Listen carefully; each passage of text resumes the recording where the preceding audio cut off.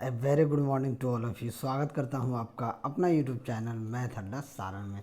चलिए फिर मैं हाजिर हो गया इसके झा सर का साइंस का प्रैक्टिस सेट लेके। ये आज कल हमने ग्रेविटेशन देखा था, यानी कि गुरुत्वाकर्षण, उसमें हमने 35 क्वेश्चन किया था। ठीक है, आज उसका प्रैक्टिस सेट 2 देख रहे हैं, इसमें भी हम 35 क्वेश्चन करेंगे। तो चलिए, अगर आप हमारे चैनल पर नए हैं तो चैनल को सब्सक्राइब कर लीजिए और वीडियो को अंत तक देखिए ताकि आपको इसका फ़ायदा मिल सके। बिल्कुल आप स्किप ना कीजिए। मेरी तबीयत थोड़ी सी ख़राब है, थोड़ा सा फीवर भी है और पूरा देह हाथ में दर्द और खांसी भी हो गया है, इसलिए थोड़ा सा मैथ का वीडियो आजकल नहीं आ पा रहा। ठीक है, फिर भी मैं कोशिश करता हूँ। अगर आप टेलीग्राम चैनल से नहीं जुड़े हैं तो जुड़ जाइए, चैनल पर नए हैं तो चैनल को सब्सक्राइब कर लीजिए। चलिए आज का पहला क्वेश्चन देखते हैं। इसका पीडीएफ मैं आप सभी को टेलीग्राम चैनल पे दे दूंगा। कल हमने 35 क्वेश्चन तक कर लिया था, आज हम 36 से करेंगे। 36 नंबर क्वेश्चन क्या कहता है कि निम्नलिखित में से क्या गुरुत्वाकर्षण के सार्वत्रिक नियम से संबंधित नहीं है। यानी कि सार्वत्रिक नियम से संबंधित नहीं है, ये हमसे पूछा गया है। वह बल जो हमें पृथ्वी से बांधता है, पृथ्वी के चारों ओर चंद्रमा की गति, या चंद्रमा और सूरज के कारण ज्वार, या चंद्रमा के चारों ओर पृथ्वी की गति।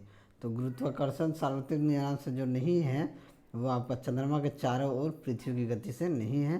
तो ऑप्शन डी आपका क्या हो जाएगा, सही आंसर हो जाएगा। यही देख लेते हैं क्वेश्चन नंबर 37। जी का मान डैश के साथ बढ़ता है।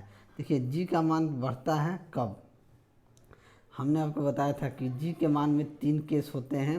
केस 1 होता है कि पृथ्वी की सतह से ऊंचाई पर जाने के कारण, दूसरा केस होता है कि पृथ्वी की सतह से गहराई में जाने के कारण, और तीसरा केस होता है पृथ्वी के घूर्णन गति के कारण। ये 3 केस है। अब इस केस में क्या होता है कि पृथ्वी की सतह से ऊंचाई पर बढ़ने पर गुरुत्वीय त्वरण का मान क्या हो जाता है, घट जाता है। ऊंचाई पे आप जैसे जैसे बढ़िएगा, जी का मान ऊंचाई पर जैसे बढ़िएगा आपका मान घट जाएगा, तो ऊंचाई में कमी के कारण। तो ऑप्शन डी क्या हो जाएगा, आपका सही आंसर हो जाएगा। जैसे ऊपर जाइएगा जी का मान घट जाता है। ठीक है, चलिए अगला क्वेश्चन देखते हैं। क्वेश्चन नंबर 38 देखते हैं कि जब किसी पिंड को विषुवत रेखा से उत्तर और दक्षिण ध्रुवों पर ले जाया जाता है तो उसका भार क्या हो जाता है। देखिए, किसी भी पिंड को विषुवत रेखा से उत्तर या दक्षिण ध्रुव पर ले जाइएगा तो उसका भार क्या होता है, अपरिवर्तित रहता है। ठीक है, शायद हमने आपको बताया है कि भार में कोई भी परिवर्तन नहीं होता है। ठीक है, तो ऑप्शन बी क्या हो जाएगा, उसका भार ध्रुव पर ले जाता है तो उसका भार क्या हो जाता है, बढ़ जाता है। ठीक है, भार बढ़ता है। जब पिंड को विषुवत रेखा से दक्षिण ध्रुव पर ले जाता है तो उसका भार क्या हो जाता है, बढ़ता है। सॉरी, इसका थोड़ा मिस्टेक हो गया था, भार इसका बढ़ जाता है। तो ऑप्शन सी क्या हो जाएगा, आपका सही आंसर हो जाएगा। चलिए अगला क्वेश्चन देखते हैं कि जब एक उपग्रह पृथ्वी के चारों ओर 40,000 किलोमीटर की त्रिज्या के ग्रह पथ में घूमता है तो गुरुत्वाकर्षण बल द्वारा किए गए कार्य की गणना कीजिए। देखिए, चाहे वो कितना ही स्पीड से घूमे, गुरुत्वाकर्षण बल क्या हो जाएगा, उसका 0 हो जाएगा। तो ऑप्शन ए क्या हो जाएगा, आपका सही आंसर हो जाएगा। चलिए अगला क्वेश्चन देखते हैं कि पृथ्वी की सतह पर प्लायन वेग लगभग कितना होता है। तो पृथ्वी के सतह पर जो प्लायन वेग होता है, ये कई बार रेलवे में पूछा गया है। ये 11.2 किलोमीटर पर सेकेंड होता है। तो ऑप्शन बी आपका सही आंसर हो जाएगा। ये प्रश्न जो है एनटीपीसी में भी पूछा गया है। ठीक है, चलिए अगला क्वेश्चन देखते हैं कि भू केंद्रीय और सूर्य केंद्रीय शब्द किसे संदर्भित करते हैं। तो भू केंद्रीय और सूर्य केंद्रीय, पृथ्वी और सूर्य के चारों ओर नक्षत्रीय वस्तुओं की गति को प्रतिबंधित करने वाले नियम को। तो ऑप्शन ए क्या हो जाएगा, आपका सही आंसर हो जाएगा। चलिए अगला क्वेश्चन देखते हैं कि थोड़ा सा इसको छूट कर लेना चाहिए कि ग्रहों की गति के बारे में निम्नलिखित कथनों में से कौन सा सत्य है। ग्रहों की गति के बारे में, तो ग्रहों की गति के बारे में कौन सा सच है कि एक ग्रह की कक्षा 2 केंद्र बिंदु में से एक में सूर्य के साथ अंडाकार होता है, यही सत्य है। तो ऑप्शन ए क्या हो जाएगा, आपका सही आंसर हो जाएगा। चलिए अगला क्वेश्चन देखते हैं। एक भू स्थिर उपग्रह 35,790 किलोमीटर ऊंचाई पर एक कक्षा के पूर्ण परिक्रमण में कितना समय लेता है। जब एक भू स्थिर उपग्रह होता है तो ये किसी भी कक्षा के पूर्ण परिक्रमण में ये आपका कितना दिन का समय लेता है। चलिए इस क्वेश्चन में देखिए, भू स्थिर उपग्रह में अगर हम बात करें तो ऐसा उपग्रह जो पृथ्वी तल से अगर लगभग 36,000 किलोमीटर ऊपर अगर विषुवतीय तल में चक्कर लगाता है पश्चिम से पूर्व की ओर, ठीक है, परिभ्रमण करता है, तो इसका कक्षीय वेग कितना होता है? 3.1 किलोमीटर पर सेकेंड होता है। तो ये इसका आवर्तकाल क्या हो जाता है? 24 घंटा होता है। क्या होता है? 24 घंटा होता है, लेकिन यहाँ 24 दिन दिया है, तो ये क्या हो जाएगा? 24 घंटा होगा। तो ऑप्शन बी क्या हो जाएगा? आपका सही आंसर हो जाएगा। चलिए अगला क्वेश्चन देखते हैं कि निम्न में से कौन सा कथन गलत है। तो निम्न में से कौन सा कथन गलत है हमको ये बताना है कि वस्तु का भार ध्रुव पर अधिकतम और विषुवत रेखा पर न्यूनतम होता है। ये तो सही है, वस्तु का भार ध्रुव पर न्यूनतम और विषुवत रेखा पर अधिकतम होता है, यही गलत है। तो ऑप्शन बी क्या हो जाएगा? आपका सही आंसर हो जाएगा। अगला क्वेश्चन देखते हैं, किन्हीं दो स्थूल वस्तुओं के बीच लगने वाले आकर्षण बल को क्या कहा जाता है?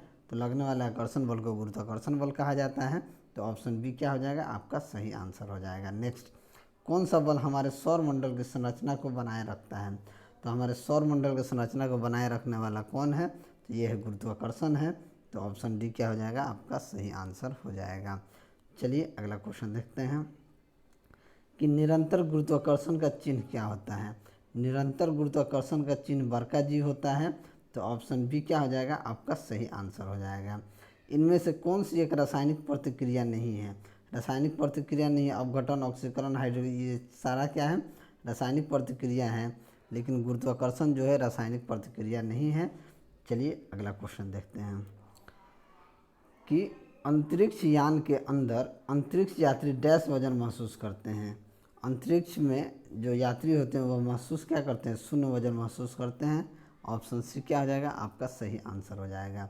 पृथ्वी के केंद्र पर एक पिंड का भार क्या होता है? तो पृथ्वी के केंद्र पर पिंड का भार क्या हो जाएगा? शून्य होता है, जीरो होता है। तो ऑप्शन ए क्या हो जाएगा? आपका सही आंसर हो जाएगा। अगला क्वेश्चन देखते हैं कि गुरुत्वीय त्वरण जी डैश पर निर्भर नहीं करता है। तो गुरुत्वीय त्वरण जी जो होता है गिरने वाले वस्तु के द्रव्यमान पर निर्भर नहीं करता है। तो ऑप्शन बी क्या हो जाएगा? आपका सही आंसर हो जाएगा। अगला क्वेश्चन देखते हैं कि चंद्रमा की, थोड़ा सा नीचे करने दीजिए, चंद्रमा की सतह से लाए गए चट्टान पर क्या असर होगा? इसके भार में परिवर्तन होगा। चंद्रमा की सतह से अगर कोई लाया जाएगा तो उसके भार में क्या हो जाएगा? परिवर्तन हो जाएगा। तो ऑप्शन ए क्या हो जाएगा? सही आंसर हो जाएगा। अगला क्वेश्चन देखते हैं कि जब दो अंडों को किसी निश्चित ऊंचाई से इस प्रकार गिराया जाता है कि एक अंडा पक्के फर्श पर और दूसरा तकिए पर गिरता है, तो निम्न में से संभावित परिणाम नहीं होगा। यानी कि क्या संभावित परिणाम नहीं होगा, ये बताइएगा। दोनों अगर गिराया जाएगा तो दोनों अंडे टूट जाएंगे? नहीं हो सकता है। हो सकता है कि दोनों अंडे टूट जाएं, ठीक है। विभिन्न ऊंचाई गिराई वस्तु पर विभिन्न स्तर के बल लगते हैं, दोनों अंडे टूट जाएंगे। पक्का फर्श पर गिरने वाला अंडा टूट जाएगा क्योंकि एक छोटे समय अंतराल के लिए इस पर विस्तृत बल कार्य करता है। तो दोनों अंडे टूट सकते हैं, नहीं भी टूट सकते हैं, ठीक है। तो ऑप्शन बी क्या परिणाम नहीं होगा? नहीं होगा की बात की गई है। तो ऑप्शन बी आपका सही आंसर हो जाएगा। चलिए अगला क्वेश्चन देखते हैं। किसी वस्तु का भार सर्वाधिक होता है, सर्वाधिक कहाँ पे होता है? तो ध्रुव पे होता है। तो ऑप्शन ए क्या हो जाएगा? आपका सही आंसर हो जाएगा। डैश के अनुसार जी का मान घटता है। ऊंचाई पे अभी हमने बताया कि 3 केस होता है, तो ऊंचाई पे जी का मान क्या हो जाता है? घट जाता है। तो ऑप्शन बी क्या हो जाएगा? आपका सही आंसर हो जाएगा। अगला क्वेश्चन देखते हैं, निम्न में से कौन सा कथन सत्य है? सत्य है माउंट एवरेस्ट पर जी का मान ग्रेटर देन जी होता है, यानी बड़ा होता है जी से। माउंट एवरेस्ट पर जी का मान छोटा होता है। या एक गेंद को लंबवत फेंकने पर 15 सेकेंड के बाद ज़मीन पर वापस आती है, इसका वेग 75 मीटर पर सेकेंड होता है। या एक गेंद को लंबवत फेंकने पर 15 सेकेंड के बाद ज़मीन पर वापस आती है और इसका वेग 150 मीटर पर सेकेंड होता है। यानी दोनों में से कौन सा सत्य है? तो हम देखेंगे कि माउंट एवरेस्ट पर जी का मान क्या होता है? छोटा होता है, लेस देन होता है। एक गेंद को लंबवत फेंकने पर 15 सेकेंड के बाद ज़मीन पर वापस आती है, तो उसका वेग क्या हो जाएगा? 15 गुना 10 यानी कि 150 मीटर पर सेकेंड। यानी कि ऑप्शन बी और डी क्या हो जाएगा? ये